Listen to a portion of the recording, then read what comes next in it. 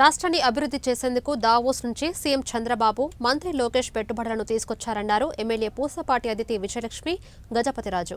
రాష్ట్రాన్ని అన్ని రంగాలలో అభివృద్ధి చేసేందుకు, ముఖ్యంగా యువతకు ఉపాధి అవకాశాలు మెరుగుపరచడం కోసం కృషి చేస్తున్నారన్నారు. గత వైసీపీ దుర్మార్గపు పాలనకు భయపడి రాష్ట్రాన్ని వదిలిపోయిన లూలు వంటి కంపెనీలు కూడా తిరిగి వస్తున్నాయన్నారు. విజయనగరం జిల్లా పార్టీ కార్యాలయంలో ఏర్పాటు చేసిన మీడియా సమావేశంలో ఆమె పాల్గొన్నారు.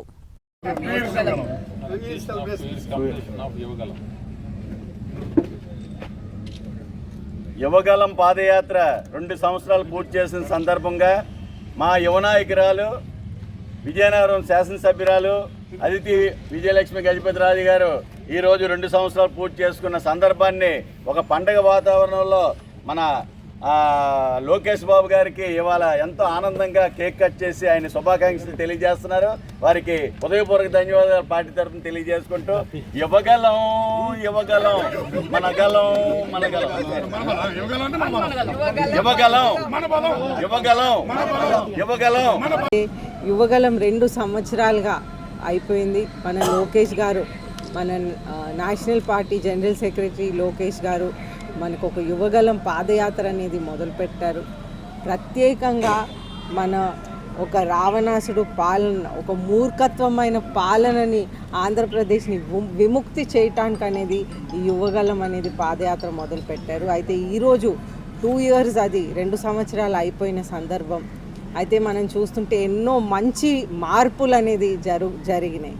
వారి యువగలం పాదయాత్ర చేయటం, అలాగే ప్రజలతో అన్ని విధాలుగా మమేకం అవటం, అన్ని వర్గాల ప్రజలతో మమేకం అవుతూ అందరితో మన కార్ మెకానిక్స్ అవనివ్వండి, లేకపోతే ఎలక్ట్రీషియన్స్ అవనివ్వండి, లేకపోతే ప్లంబర్స్ అవనివ్వండి, లేకపోతే రైతులు అవనివ్వండి, అన్ని వర్గాల ప్రజలతో మమేకమై వారు మన రాష్ట్రంలో ఉన్న కష్టాలు అన్నీ కూడా అర్థం చేసుకొని ఈరోజు మన హెచ్ఆర్డి మినిస్టర్, ఎడ్యుకేషన్ మినిస్టర్గా వచ్చారు. అయితే మనం చూస్తుంటే ఎన్నో మంచి మార్పులు మన రాష్ట్రంలోకి వచ్చినాయి.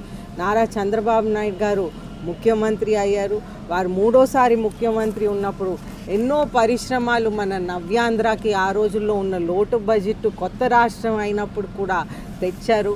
అయితే ఈ మూర్ఖత్వ పాలన